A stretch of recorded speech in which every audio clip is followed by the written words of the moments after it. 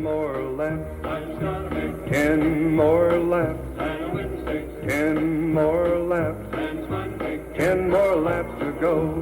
My 66 model has been raring to go. I worked a lot of hours getting her ready to go, fixing up the engine so she won't blow. I'll be a winner, I know. 10 more laps. 10 more laps. 10 more laps. 10 more laps to go. I was running way ahead of all the other cars. I was doing fine and everything was good so far. Track was getting hotter with the melting of the tar. 10 more laps to go. 10 more laps. 10 more laps. 10 more. Hello there. Welcome to Paul's Place. You're going to be sitting down and entertaining yourself to the fastest 1 hour program you'll ever see on TV. It's so fast sometimes that I'm thinking about putting belts on these chairs to keep from getting slung off or something like that. But got quite a different crew than we had the other day here. We're going midget racing, and we're also going to go to the Coliseum rather than being outside where it's the mosquitoes could bite you, or you could get dirt in your hamburger or your hot dog. Oh, okay. We're going to be inside, and anyway, we're going to be talking about racing at the Coliseum December the 26th and 27th. That's 2 days following Christmas, and I'm sure that everybody is going to run out and buy me a big Christmas present so that I'll be late for getting out there to do that show. But the heck with me talking. I'm going to get everybody else talking on here. I'm going to start down to my left. The main man that's here in the yellow shirt, Tony Barhorse. Sitting next to Tony is Mike Fedorchak. Sitting across from me is Rocky Fisher, and Jeff Kaiser next to him. All of this is going to be about open wheel midgets, although I think, Rocky, you've ran sprint cars more than you have midgets, haven't you? Well, I ran a midgets 4 or 5 years before I moved into sprint cars, and then finished the rest of the 35 years in sprint cars. Yeah. And run a few stock cars and open wheel mods at Avila. Yeah. But basically all sprint cars. Mike, you run mostly midgets. I focused on midgets, yeah, but I have run the occasional ASA stock car and super modifieds. Okay. Super modifieds are a lot of fun. You built most of your midgets, didn't you? I built, I think in total, probably between 10 and 12 cars, including the one that I'm driving now and the one that Tony Stewart's driving now. Yeah, that's the Munchkins. Munchkin, world famous Munchkin. They're famous because they've even been outlawed from the racetrack, haven't they? Not out and out outlawed, I'd say, but there are rules that are in the rule books that are a direct result of that race car. Yeah.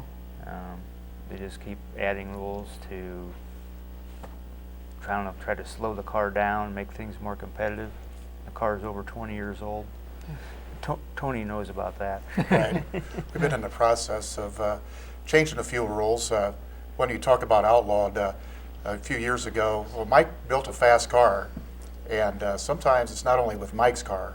Over the course of USAC history, there's been cars that come into play that maybe aren't what they really want to see, the powers that be, the people in the higher offices. It's a lot of some politics involved. And anyways, Mike's car really tore him up out of the speed room one year and did really well on the asphalt. And people got together over one winter and really they outlawed the car. But what we'll see here at Fort Wayne is we've been running it indoors at the Coliseum since 1998. And Jack Calabrese was our racing director at that point. And I've always promoted the races, and Jack was the race director. And Jack, we allowed the Munchkin, to be legal for our indoor races. And so we moved forward, and Mike did really well and won a race with the car. It probably had been many years since it had been refurbished with the engine and freshened up. It had been stored away. The car probably is like 18 or 19 years old now, but Mike won a race with it and finished second at the RCA Dome. And anyways, we'll let them get into the history with Tony Stewart Racing buying the car, 2 cars actually, two of the Munchkins.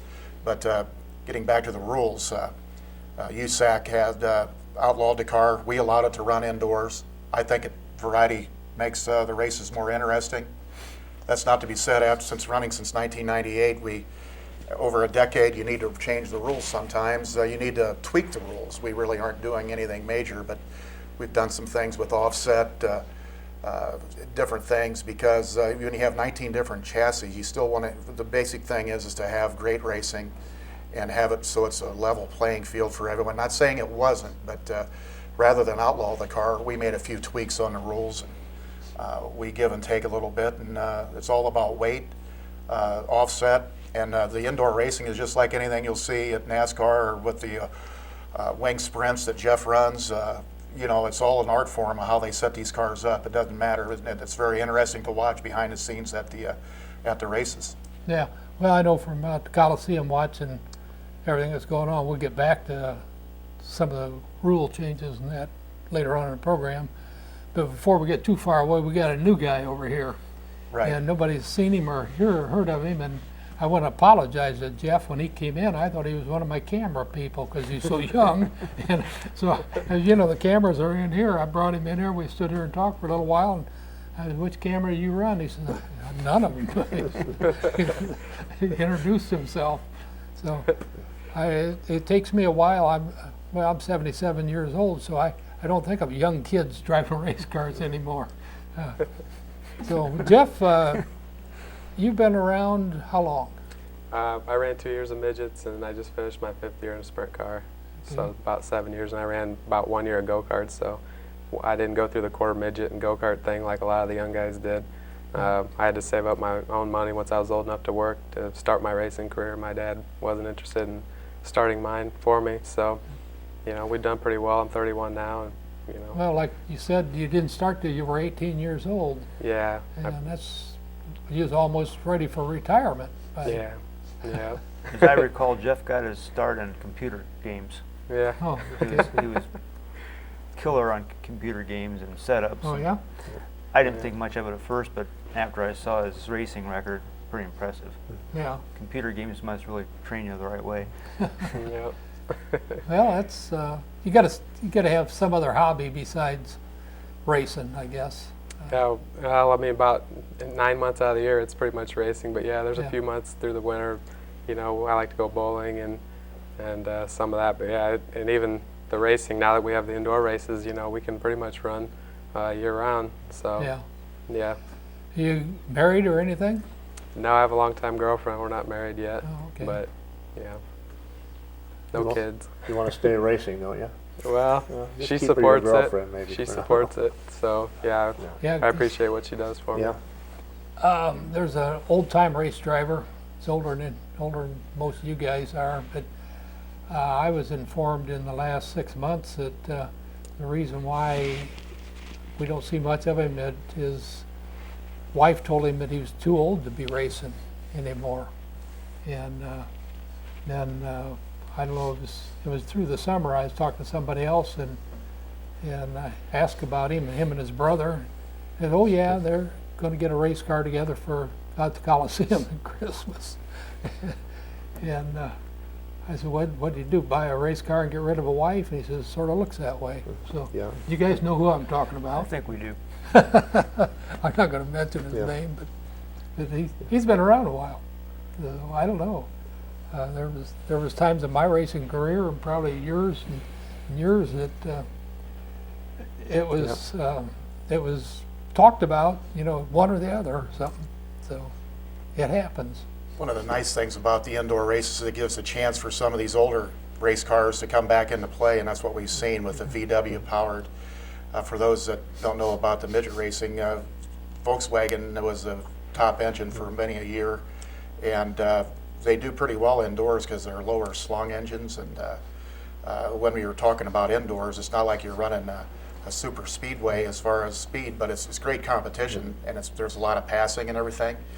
But it's not all about torque. It puts it more into the driver's hands and what happens indoors, and so it takes away some of the advantages of the high $60,000 engines, and that enables some of these cars to come back that have been in midget racing's golden years. When we talk about when Mike ran the Speedrome, you had a lot more different chassis combinations and engine combinations, and that's what you see here at Fort Wayne, December 26th and 27th. You'll see, I think we counted 19 different chassis and engine combinations. And so we have everything from Ford Focus powered cars to we have cars powered by a Pontiac that used to be an engine in the past. Jeff runs a Gertie powered, I think it's a Ford. Beast, a Ford. What kind of chassis do you have? It's an older Beast dirt midget, actually, is what we use. I see. So Jeff, he ran the Munchkin that is now a part of Tony Stewart Racing. In the past, he ran it with the Wolverine series up in Michigan, and we had always heard that there was a second car, the car that Mike Fedorchak ran, and the one that Tony Stewart now runs, and therefore it was available for a few years, I had heard, and always heard about it. But how was that? Did you own that car? Is that correct? You owned a Munchkin? Yeah, I mean, Mike could speak better on it, but I had what was considered the big track car, I guess, and Mike has had the short track one in his possession, and what Mike runs now is the one that I had, which I believe the wheelbase was 10 inches longer. 10 or 8. Yeah, it was much. Actually, no, actually it was 6. 6 inches yeah. longer. So it was definitely a bigger car, but yeah, we ran it outdoors. You know, with the Wing 1 year, and with Umera, which is an Illinois group, another year. But I was just getting started. I really didn't know what I was doing back then, but you know, we ran pretty well. How did that come about? You know, when Tony Stewart, did he give you a call, or who gave you a call about buying that car? Well, I actually had it for sale for probably, I don't know, 8-9 months, and Tony wasn't interested in buying it at that time. He had just bought the one from Mike, and I ended up selling it to a guy in Michigan who I don't think barely ever raced it. Oh, that's right. And then, Yeah, Tony decided that he wanted a second one, so I was a little bit too quick on selling it, because I'm sure, you know, the guy that I sold it to probably got better money out of it than what I got. But you know, I'm glad it's back in Mike's hands. Yeah, he Mike ran Strauss. go-karts with us. And, Yeah. I remember him having it, but went up to Berlin to watch him race up there, and I couldn't remember if he bought that off of you or who. You located it, didn't you, up in Michigan? Actually, a friend of mine located it online. Oh, okay. And he told me about it. He had told me about it in the summer prior to the indoor races, and I had just sold my other car to Tony, and it's like, I don't want another race car. Right. You know, I bought a horse trailer. Yeah. But I was speaking with Tony. Actually, a group of my friends were thinking about buying that car because I told them about it, and Tony kind of overheard that conversation, and he just said, well, why don't you just go buy it right now? So I went home after, this was during the races at the Expo Center. I went home after qualifying to eat supper, got on my computer, got online, found it, called Mike Astrakis. I actually offered him about $500 less than he was asking for it, and bought it just like that. That would be Mike that runs a sprint car up in Michigan, right? Yeah, Right. he runs dirt and pavement up there. I pronounce his name different than you, I guess, but I That's know who you're Strauss. talking about now, yeah. So after I got it, I went back to the Expo Center and told Tony that he just bought a race car, and I got it for $500 cheaper than what the guy was asking for it. And would he mind donating that money to the Turnstone Center here in Fort Wayne? There you go. So Good. we got a win-win situation out of Yeah. it, because Turnstone's a charity Yeah. that I donate to. What do they take care of, Turnstone? It's disabled children and adults. Tony does a lot of that. I just read online in one of the Kendallville, the group KPC News, I think it might have been Angola, but Tony had been donating money, you know, to like for vests for dogs, police dogs, for bulletproof vests and that. And I heard he did that like 2 summers ago, and then I heard where he helped out on one of the dogs up in around Angola, Auburn area. You know, got a bulletproof vest. So a lot of that stuff doesn't get publicized, and this is the first I ever heard about that. Nobody's really talking about that much, but that's a great thing, really. Yeah. Well, if you look on the race car, it's got Turnstone Center, Turnstone Center decal on it. That's why you have to take a close look at the race cars, Yeah. and there's a story behind everything. There is. Yeah. Midget racing started, a book that I've read a couple times, go back and I can't memorize it or anything, but midget racing started in the 30s here in the Midwest, and then it went west, and then it came back to the Midwest again, and then they went to the East Coast, and they used to run board tracks. The tracks were made out of timber, and they ran those on the East Coast. That had to be in the middle 30s, late 30s. And then, of course, the war broke out, and nobody raced anything. It was right after the war then that Dutch McKinley bought the racetrack during the war, 1943, and it was after the war that they started running midgets there on that quarter-mile track, and then they had spectator races for a fill-in for the midgets, and you could bring your own car out there on a racetrack and run it against somebody else, and that's how the stock cars that's at the bottom of that folder there, that's where they came off, and that's when I got involved in racing. Well, everybody did, and racing then really took off, but the big track was so big that really couldn't see a lot. And then they built South Anthony, and you sat right up on top of the racetrack, and then small tracks really took off around here. And I think that's where midgets really helped. And then they built the Coliseum in early 50s, and they started running the midgets and the Crossleys inside on the old ice rink. And they ran that till, I don't know, the floor cracked or something, and It would have been after 1988. I think that's the Yeah. last year that I ran there Yeah. at the Coliseum. what's called from Kokomo, Bill Lipke promoted him in there with USAC. Well, one of the reasons they stopped running was it Randy Brown? Randy Brown is the general manager. General He manager. told Lipke, he said, we're not refinishing that floor anymore. If you want to race, you race in the Expo Center. And Yeah. Bill said, well, you got to put the brick hole in the concrete, I got to put a wheel fence up. He said, I'm just not going to do it. That's what he told me. Yeah, But he said, Randy, see, so long as Myers was still there, yeah. which was a very good friend of his. they It took ran. me a long time to decide to do Fort Wayne, Yeah. realizing you had to bring in the concrete barriers. And we'll talk about this. I got an Yeah. idea to bring in someone, Brian Christie from the Coliseum, if he could make it, maybe somewhere down the road here, at Paul's place. But anyways, to bring the races, to put them together, is you have to truck in concrete barriers. And we used to store them across the street from the Coliseum. And if it was like 6 inches of snow or whatever, you had to dig them out, and they were just like 2-ton blocks of ice, you know. And sometimes they would slip off. Basically, we had them under control most of the time, but if you got them real icy and that, we had some fall off, and you got bring them inside, and if they slip off the forks, you know, you got a broken barrier. Yep. And so behind the scenes, we invest in more barriers. They break up or get run into, or that's not been a main thing. Was get, you know, cars don't really crack them, but you know, they just get wore out and broken up, and so you have to buy more. And putting up the fence is another big cost. So it took me quite a while to make a decision to do Fort Wayne, but you know, we're glad we did, and it's been a successful event because it's in the hotbed of racing, as far as open wheel racing, and where midget racing started with USAC. Well, actually, all their races started right here in Fort Wayne on the floor of the Coliseum in '56. The last AAA sanctioned race was at Fort Wayne. So it's got quite a history, and we're glad to carry it on. We're glad we did, but it's not easy to put together sometimes. Yeah, I don't know. I don't know. Have you ever talked to a construction worker like Martin?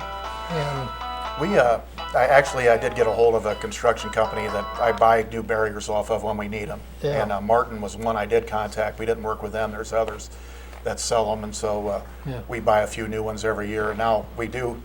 The Coliseum does let us store them along a guardrail as you drive in off of Parnell. We store them Yeah. there. So yeah, because I worked construction when I had to work for a living, and they rent them out all around town. Every construction site, they got their barriers out there. the first year or two, I probably should get it. It'd be a whole show about getting the thing started. But the first year, we bought some concrete barriers of a road construction company between Findlay and Toledo, right outside of Findlay, Ohio, and it was hugely expensive to truck them in. We trucked them from Toledo, which we had a race at Toledo. We trucked them back to Fort Wayne, and you know, you better be right on top of that. You know, you're going to pay a lot on trucking, and so live and learn on that. And handling the barriers wasn't a financial success for a year or two, but now we got it down to where we don't have to move them around, and kind of used to it being on the street. If I go to another area, I look around for concrete barriers, say, you know, contact those people. We're going to be a lot closer to get them on site, so you kind of got to watch what you do on the expenses on that. Yeah, it can get expensive trucking anything. Right. Right. And that's why we are allowed to just bring them from the Coliseum yard, and we bring them with a forklift inside now, so we don't have far to go. It used to be we'd come in a day early and just truck the barriers over and get them loaded up. But and then a fence company out of Fort Wayne comes in, puts the fence up, so we have a racetrack built indoors. And one of the more fun things is to see guys like, you know, Jeff and Mike working on the cars. And like I mentioned, you know, it's an art form, setting the cars up so you can see the crews, you can see these guys working on setting the cars up, and basically having some fun, you know, in between races, because it's like a racing festival, really. I seen Larry Booz and Tony Stewart fixing the fence there at Coliseum a couple of years ago. I think after your grandson took the fence down. Yeah, I believe that was his claim to fame. Tony's been known to help on the fence a lot of places. He'll help wherever needed, basically. And at Eldora, I saw a couple of years ago, we had a modified get into the fence. Yeah. And it was taking a little while to get it replaced, and it was kind of a bad weather situation. Tony was out there. He was up on the fence, you know, with the tools, you know, getting the thing ready to go, so he'll chip in with whatever's needed. In fact, one of the memories from '99, the first year Stewart ran, we had a car that had oiled the track down, and didn't really wipe it up. It should have been wiped up at this point. The car made a couple laps. It doesn't take very long.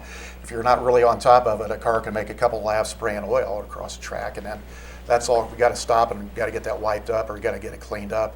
Being our second year in operation, I know the direction was to run it in. I have to say I didn't do that. I won't say who said to run it in, but it wasn't like a dirt track. It basically just spread it out. And so now we have a racetrack that is completely gone. And this is the first year Stewart's there. I should have had some rosin. You talk about, you know, learning from the School of Hard Knocks. Should have had some rosin, which by the way is like $500 for a bag, for a 50-pound bag now. Anyways, we didn't have any rosin. It's hard to find at the spur of the moment. Anyways, so for a 2 or 3 hour period, we're trying to bring the track back, and we're trying everything, and we're hooking tires onto the back of the pickup truck and trying to run that in and scuff the track in. But anyways, here's Tony Stewart helping to hook that tire up, and here's Tony Stewart, you know, fresh from being with Joe Gibbs Racing. He's standing on that tire to give it more pressure, you know, as my dad drives the truck around. You know, if Joe Gibbs would have seen that, you know, but I can tell that story now. First of all, Tony's his own owner now, and Joe, you know, he didn't know that was going on, but if he would have, he might have, you know, had a conniption. But that was quite a picture to see Tony out there doing that. Yeah. So he gets that fence climbing legitimately then. Right, Being around right. fences like That's where he this. gets his exercise, doing Well, that sometimes. I think he practices over here at Eldora in the off season. He's tough in a race car. It doesn't matter what, you know, if he's at Eldora, he won that latest Prelude. Yeah. And the guy was on the throttle all the way around, about 2 feet off of the wall, not lifting. Yeah. You know, the other guys aren't as used to it, but you know, Tony, he's not practicing at Eldora. He doesn't have time to do that. He comes in just like everybody else. Yeah, it's just like any he other doesn't have time racetrack to to him. practice at Eldora. So, Yep. but he's just really fast. They just had that on TV here within the last 3 weeks. Yeah. Right, I saw that. Yeah, it That's was- the only it way was I saw on. it. Yeah. This time I checked was it out. there. I was there that night, and it was pretty spectacular. Never seen so many people at that racetrack in my life. There was a good show until Tony got in the lead, and then he just booked and just left everybody. He was But, in a different time zone. yeah. A couple of guys that do pretty well there. We wanted to have Larry Bose is in Charlotte now, and he usually comes on to the show. But we like talking about Eldora because it's my home track. I live about 20 miles away. But watching that Prelude race, you know, guys like Kyle Busch, you know, you could tell he's a good driver because the guy did pretty well. A couple of years ago, Jeff Gordon gives the car a pretty good run. Guys like Robbie Gordon, you know, really do well, and it's kind of fun to watch those guys. This year, Cruz Pedregon got the Most Improved Driver Award. He just really impressed me. He stays at it. Yep. for being a drag racer. He chose his line. He watched other drivers and just followed them. He found the fast parts of the racetrack. I believe he finished 7th, which was pretty impressive. So I mentioned Larry Bowes. He's Eldora's race director, and he also is a race director for us now. I mentioned Jack Calabrese started. I changed over, and I hired Larry Bowes, and he takes care of the race operations out at Eldora. So what you'll see is a nice group of officials, and very much fun to work with. And we have we're going to have a new division known as the Mini Cup Stock Cars this year. They're kind of growing in popularity. They look just like the NASCAR cars, and guys come in from all over with those cars. And we have Rocky's grandson, Ryan. He runs Outlaw Modified Wing Midgets. They're very, very fast, and you'll see 2 or 3 wide racing there with those guys. And along with the midget cars, and we have quarter midgets, which you've seen, guys like Dakota Armstrong and a lot of young. Ryan Newman came out of the quarter midgets. In fact, he'll credit guys like Jeff and Jerry Knuckles as being a mentor. Right. To Knuckles him. ran midgets around here. Right. Oh, yeah. Jerry Knuckles was a mentor to Ryan Newman. And then, they graduate onto the midget cars, and Ryan's mentor was then Mel Kenyon. You'll see guys like Don and Mel Kenyon in the Midget Car Hall of Fame out there with tires, and Mel used to run with us. I think he might be retired now. He hit the 74 or 75-year-old mark, and he was running with us a few years ago. But it's always good talking to Mel, a legend in racing. So all this is connected. We like the young drivers moving up into the ranks of the midget cars and beyond, and it's fun to see them progress. So that's what Fort Wayne's really all about. Is Furman going to be back? Furman's out of Indianapolis, I think, isn't Yeah, it? David Furman. He rents out midgets. Yes, he does. He's been to many races. When you look into the results of racing in the past, he's been to about every indoor race there is. In fact, I mentioned that we were talking earlier about our Fargo, North Dakota, brought him out there, and Dave was with us there. I think he's been with us for every indoor race that we've had. Yeah. I went to school with his dad. His dad was a pilot. David's the racing Marine. He was in Yeah. the Persian Gulf War, so Yeah. known as the racing Marine out of Indianapolis, Yeah. or Avon area, Yep. Out on the west side there. right? And I talk to him every time we get out there in the fall or in the races, Christmas time. But his dad lives up in Chicago yet. He's retired now from, I guess you got to retire when you're 60 or something. Can't fly I anymore. believe so. He flew commercial. Well, he didn't fly commercial. He was pilot for private factories here in town. Went to high school with him. But a few of the younger drivers I mentioned, like Cale Conley out of West Virginia, he's been with us in quarter midgets, then he ran a midget a couple years. Now he has a 360 sprint car track record out at Knoxville. Yeah. I was kind of shocked to see that, this guy's really progressed. It hasn't been that long ago I saw him in a quarter midget. So these guys, I think like Jeff Gordon kind of started that trend of really getting into race cars when they're really young. Yeah. And that's what the big trend is now, and it has been. And so you see a lot of the guys move up pretty fast, and that's quite something to have a track Oh, record yeah, at for Knoxville. sure. I took this off the internet last night. This here's a resume that Jeff sent, 24 sheets long, got pictures and everything in it. Down here at the bottom it says, set 1 lap world record time at Anderson Speedway. So, that's moving around. That track is small to begin with. Yeah, it's a high bank quarter mile. We ran, it was 10.41, and I held it up until actually this May, and Dave Steele just broke it this May, like a 10:34. So it's going pretty fast. Run around Anderson every 11 seconds. Yeah. You were the Yeah. previous year the Haas champion, weren't you? Yeah, I won the Haas Championship in 08. Yeah, wait. I don't really like to follow all the races to, Yeah. to run for points. We just did it that one year. Normally I like to run wherever I want. There's a couple different groups around that we can run with. So usually I just go with whoever's closer. I don't follow just one group. That's the Hoosier Outlaw Super Sprints, and they run out of Bearfield all the time. Yeah. They definitely run at Winchester, probably the fastest sprint cars out there. Yeah. And if you haven't had a chance to check them out, probably go to Bearfield and check those cars out, next summer, because there's something to see. There's no doubt about it. Yeah, he usually books 5 shows a year with the sprint cars. Tony Swanson. And they run Angola and New Paris, Plymouth. But good to have the people come out at the local track and see them run at Bearfield. I Yeah. believe that Anderson race, it was sanctioned between the Auto Value Super Sprints and Haas, and I believe that's available like on Must See Racing. Yeah. TV.com, Must See Yeah. Racing, I think. See it on the Anderson website. That's something to check out. I haven't had a chance to check into that. That's a new innovation that the Wing Sprint cars have kind of brought about. Getting they have Dave Argerbright and maybe even Tom Bigelow on their TV broadcast off the internet, so that's pretty cool. The second deal that they ran Salem, and they came to Anderson, a co-promotion. It was during the middle of May, the Wednesday before Little 500 time trials, and that was a co-sanction. That's the one that Hank Lauer won, the 60 lapper. Yeah. So, And it's he did a good job. Have you talked to Kenyans this year at all? I've had a chance to talk to Don Kenyon. There's been racing changes constantly. It's evolving all the time, and we talk about rule changes. Well, there's been some changes where Don Kenyon, his racing series is not with USAC anymore. We understand there's a falling out there that USAC, I'm just going to tell it like it is, Don had a common sense idea to run Kenyon cars and Focus cars together because they're comparatively with the horsepower. Because they were only getting 6 cars in each division, Don had a common sense idea, let's run them together and have a better race. Well, they did have better racing, but USAC didn't want to follow along with that, so there was a parting of the ways.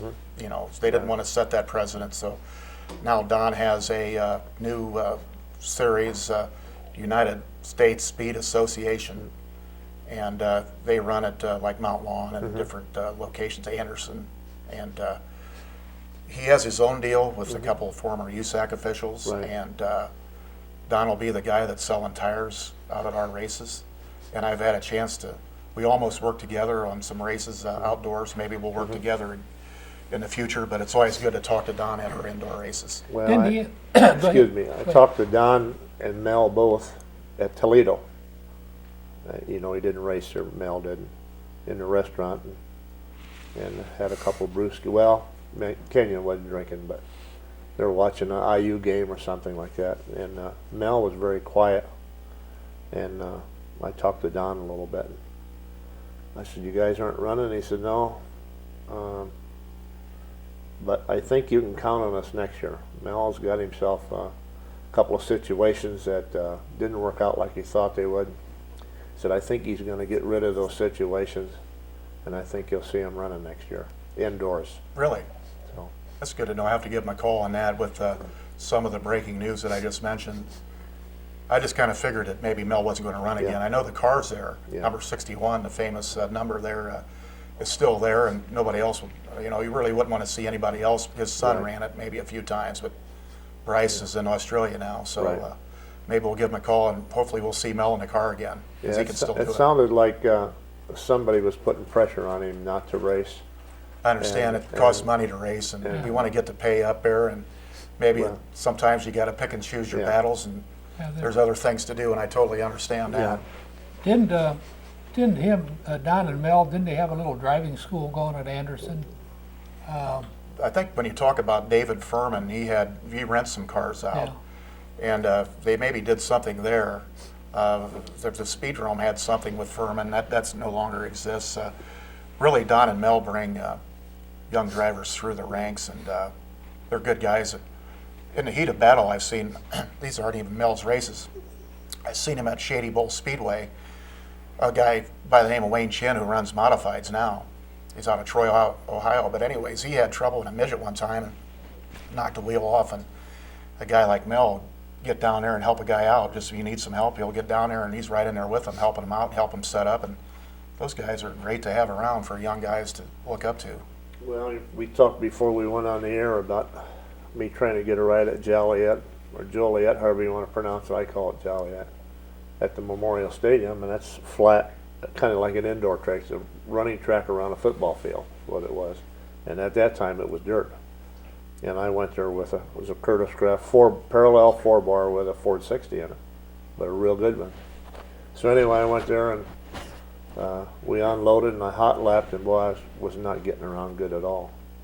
So I start asking people, and pretty soon here comes Mel Kenyon walking by. And that's the first time I ever saw him or met him.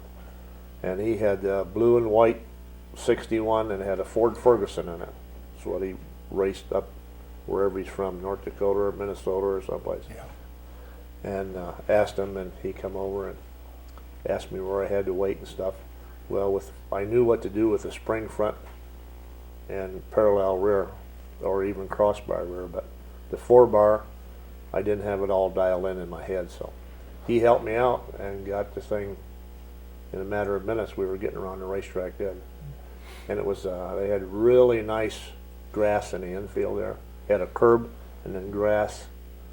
And they had a drivers meeting, and they had people there from the Parks Board, and they said, whatever you do, if you spin in the infield, do not step on the gas, and spin around and try to ride. Just stop it right there. Don't tear the grass up.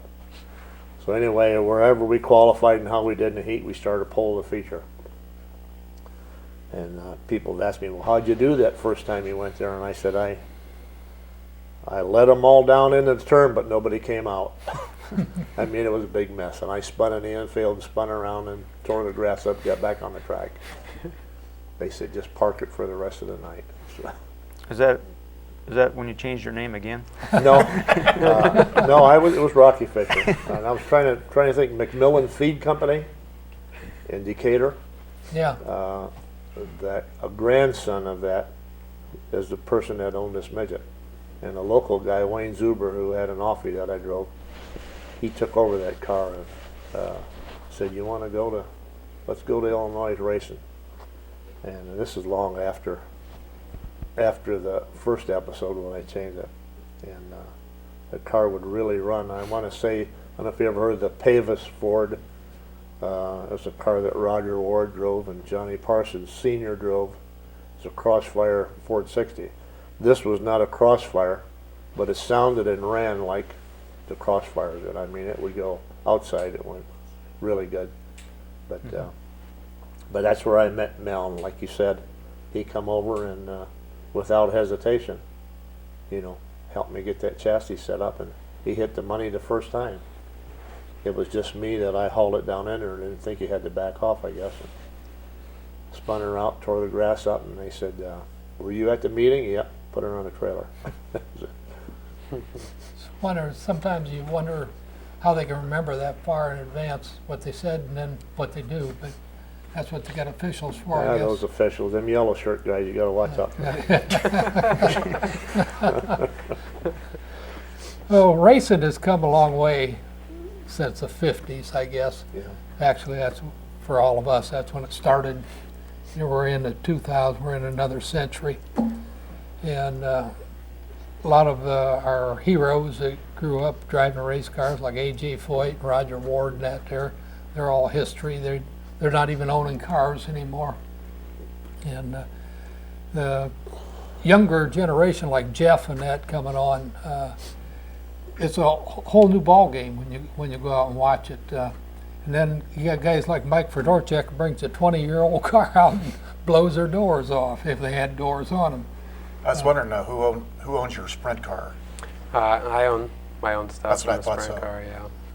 Yep. Don Moore from Ohio owns your midget car. Yeah, Don Don's Moore got music. Yeah, we've got an indoor car. Or Don has an indoor car, and then 2 outdoor midgets also. So You're going to be running in with this Don Moore's car, yeah, we're gonna run. Yeah, there's just the 2 races this year, but yeah, we're 26th, running. 27th. Yeah. Oh, getting back to Mike, you still got go-karts in this thing, don't you? Yep. We have go-karts. I mentioned guys like Mike Ostrowskis. He's now running with a Super Sprint Series and a Wing Sprint car. That's where I first heard that name come through the go-kart ranks. And it's kind of fun to watch these guys. There's a guy by the name of Eric Rudolph, who should be watched now. We have some East Coast guys coming in. And Eric Rudolph is a talent that won a lot of races he won at the RCA Dome from Ransomville, New York. He was really fast at Fort Wayne. And now this kid is winning in the Wing Modified Midgets. He's won a couple races now. But when you look into the Area Auto Racing News, which is the East Coast racing publication, the kid last year won 3 modified races in one day, asphalt modified races. And he's a prospect to watch, like many others that we have. But I would watch for Eric Rudolph. He ran Bristol with the Wayland Modifieds. They start with like 40 cars. He finished 10th there. He's just a young kid yet. He'll be racing with us again. Guys like Lou Ciccone, but mentioned guys with the go-karts. It's good to see them move up too. And to tell you the truth, they're the fastest thing out there, probably putting down some quite lap times. Really racing 2 and 3 wide and without a lot of protection. We have some cage cars, but these guys, I consider they're almost like IndyCar drivers because they're racing so fast, flat out, with really only about 6 inches off the ground, and you see them take quite some tumbles out there, and it's just amazing to watch sometime how wild they get. Yeah, I've pretty seen them scary. come out of them cars. They're pretty scary. I was going to mention earlier that the fans at Fort Wayne get to see a wide variety of drivers from all over the country, and they're very, very varied in their skills. You see anywhere from the up-and-coming guys in the quarter midgets to guys like Charlie Schultz, who runs a super modified on the East Coast. Right. Lou Ciccone runs a super modified on the East Coast. Tim Jedrzejek, is that how you Right, pronounce that's it? him. He runs a super modified East Coast. You get guys from Michigan, down south. There's a real wide variety of people that run these things, and like you said before, every one of them has a story. When you talk about Charlie Schultz, he runs go-karts with us yet. We might see him get in a go-kart and run at Fort Wayne. He ran with us at the speedrome. He still likes to get in a go-kart. And talking about other guys, Derek Dishak from Angola. He's a kid that runs stock car. He's moving up into the different ASA stock cars. And if you just see these guys all over the place, it's not all just about moving up, to the midget car ranks or to USAC. It's into all forms of racing now. That's what you're seeing. I've got a question, Tony. When are we going to see a pay-per-view Fort Wayne indoor race? But looking, it's interesting with the way that works. I've checked into it somewhat. And by the way, I hear video possibly is available, like video replay screens. I'm going to go out and we'll talk more about this maybe next time around. But the Expo Center had a $5 million remodeling. And I hear that the lighting has changed. They used to have like a yellow-orange glow to it. Now I hear the lighting has been replaced. I hear it has a really good sound system to where it's really booming the sound out. I'm going to take a look at it after this. Looking forward to seeing some of the changes, but I hear there may be the possibility of having video screens. We're looking more on YouTube. You'll see, we don't want to forget our website either, rumbleseries.com. You'll see some clips on rumbleseries.com. Also on YouTube, punch in Rumble Series or Rumble in Fort Wayne, and you'll see quite a few in-car shots. And so these guys can hook up an in-car camera really easy anymore, and we can do stuff with that. If we get the video set up, we can have in-car shots and everything. And I want to ask them about that at the Coliseum when I have a meeting with them today too. So the technology is really interesting. The internet spreads the word about Bear Field, Hoosier Outlaw Super Sprints, and about the Rumble Series and everybody. So check out the internet for some of that stuff. Yeah, they had an open house yesterday afternoon there at the Expo Center. I didn't go down, but there was quite a crowd there from what news said this morning. It's at 108,000 square feet, and it's not just about watching the racing. Like I said, you can see the crews. There's race cars wall to wall pretty much inside. We have a thing called the IndyCar Fan Zone, where we have different autograph sessions and race cars from the museum that you've worked with, Paul, and we had the Marmon Wasp out there one time, and Yeah. made an appearance in Dayton, Ohio. It was on the front page of the paper almost every day in an ad. I said, we had that one time out of Fort Wayne. Had Tony Stewart's sprint car last year. Right. Tony Stewart's sprint car. Weren't there sprint car simulators? Yeah, we have sprint car simulators. Yeah. Still, when you talk about Jeff gaining some driving experience on computers, these sprint car simulators will take you right to Eldora, and you can run just how that track is in a little sprint car body that has a computer. Well, it's actually a sprint car roll cage part of the car, actually. Right, it is. It's He's got actual about roll 6 or cage 7 of them. that's been raced before and retired into becoming a simulator with an actual race car seat, a little steering wheel. I ran them before. You never know who you'll see out there. We're talking about, I left a message with Jack Hewitt. He might be able to make it this year. We're going to try to get him in. There's usually somebody in the pits that people know racing-wise. They come in to see what's going on, and in between the holidays, everybody has a pretty good time with it. So a lot of different things to do just besides the racing. You said earlier that you race on the computer. Yep, I have. Do you run with every Sunday night, like after a NASCAR race? No, I mean, there's online. There's a league. Yeah, there's online leagues. I don't get into that, but yeah, Uh, there's definitely a lot of people that do Well, that. my grandson, Ryan, he's leading the points from all year. About midway through the season, he got the point lead. And I think there's just 4 races left or something like that. But he's doing real well. It pays a little money if he can win that. So he's, We had that set up too, where Tim's Sprint Car Simulators we had a prize last year. We need to get that going again.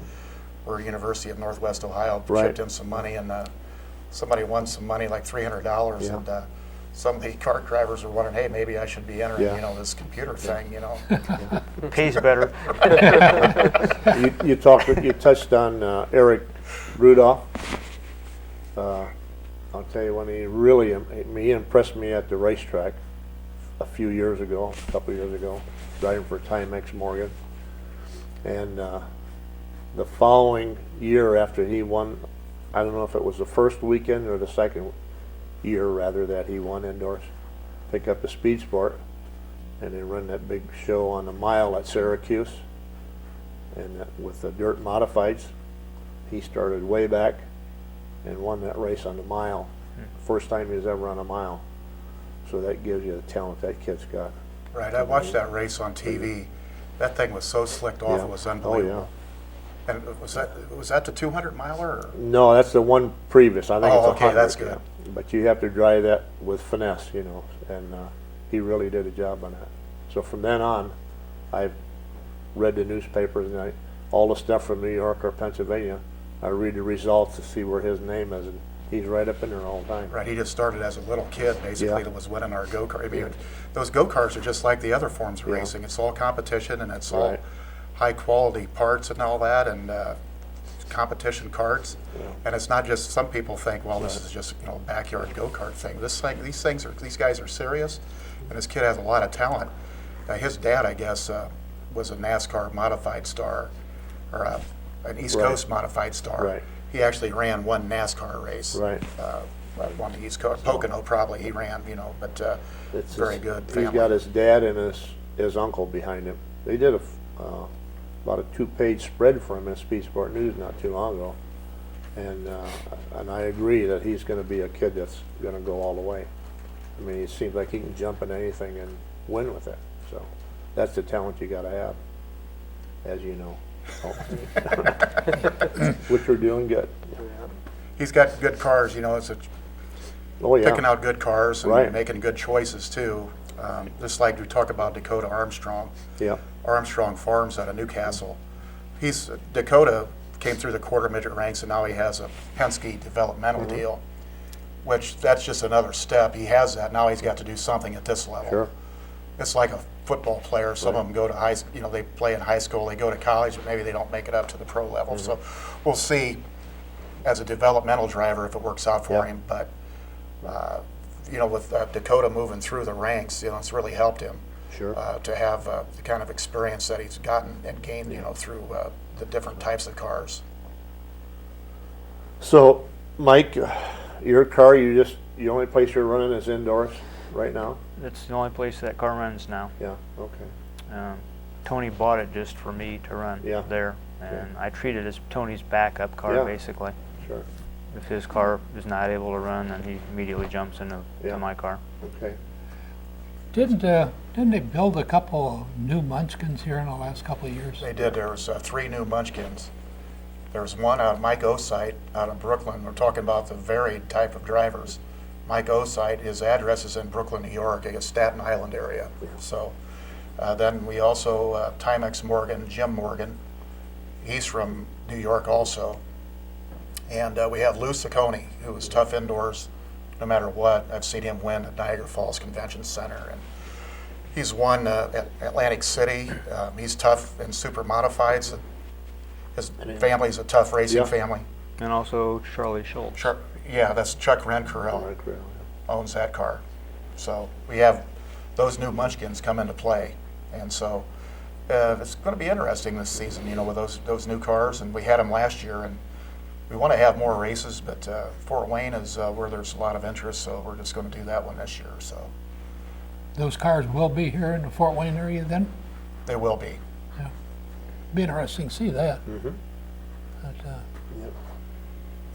maybe you can buy another Munchkin. Yeah, we had to compete against them last year. I think there's 6 now, so Yeah. definitely difficult to beat any of them. For Probably sure. makes it more conducive to have more races. Last year we had 3.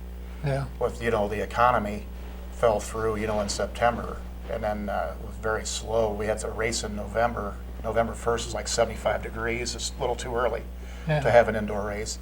I had one where the only open date, you got to deal with the open dates that are there. Very few open dates, so we had one in Toledo the week before Fort Wayne last year. We had some, you know, really it should have done better, but with the way the economy was, you're talking a week before Christmas. It's okay being right after Christmas, people are ready to do something. The week before, you're shopping yet. So Yeah. that one there, in addition to some other problems, we decided not to, that was the second time I went in there. But if we have more races, then there's could be more of these cars built.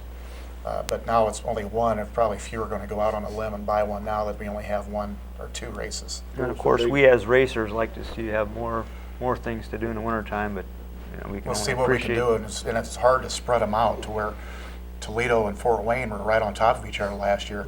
It's about impossible to get a date in February, because if a facility has an open date in February, somebody's really not doing their job, because that's like a prime month for boat shows and car shows and things like that. I don't know, I've got some real good shots of some real action in that place. And Right, Paul, they always have, he's up in the upper level there with the camera, and he gets all the shots, and they have the museum pieces. We had mentioned an IndyCar was on display one time from the Yeah. museum. We really look forward to having that again. Well, talk about speed. We're down to less than 60 seconds. That's what I could probably turn Anderson in 60 seconds with the same car you did in 10. If Rocky wouldn't bump me and spin me out. We wouldn't be on the same lap. That indoor racing probably helps you, like at Anderson, where you're Yeah. going like 10, 11-second laps, you know, and you got to worry about somebody come up behind you. Cars could cut you off and stuff. You kind of got to have really quick reaction time. Yeah, So definitely. this ends it. There won't be no more on this program. Is over. It's done. It's finished. Somebody has dropped the checkered flag, and I think it's over. So We'll, I want to we'll- thank everybody for being here. We'll And be back here on the 27th, 27th. We'll be talking back on about 27th. the midget races again, Correct. November 27th. So So tune in. we'll We be look back forward to it. on that. So there it should be. The credits will be on the screen. I took out all the old parts and made it like new. Then I got her started and she ran like new. When the flag was lowered, I knew what to do. 21 spinouts left, but only a few. My engine started heating and I thought I was through. 10 more laps to go. 10 more laps. 10 more laps. 10 more laps.